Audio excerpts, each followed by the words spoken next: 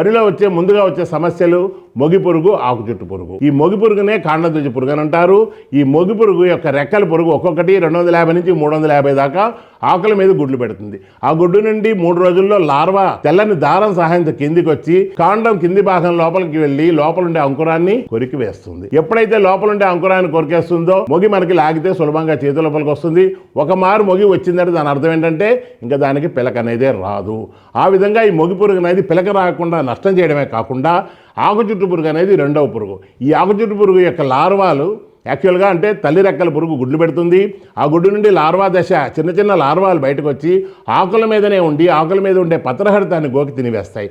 ఆకుల మీద ఉండే పత్రహరితాన్ని గోకి తినివేస్తే ఆకులన్నీ కూడా తెల్లగా అయిపోతాయి. తెల్లగా అయిపోతే నష్టం ఏంటంటే సాధారణంగా మొక్కలు పత్రహరితం సహాయంతో, నీటి సహాయంతో, సూర్యరశ్మి సహాయంతో ఆహారాన్ని తయారు చేసుకుంటాయి. దానినే కిరణజన్య సంక్రియ అని అంటారు. అటువంటి ప్రక్రియ ఎప్పుడైతే ఆకులు తెల్లగా అయిపోతాయో ఆహారాన్ని తయారు చేసుకునే శక్తి కోల్పోతాయి.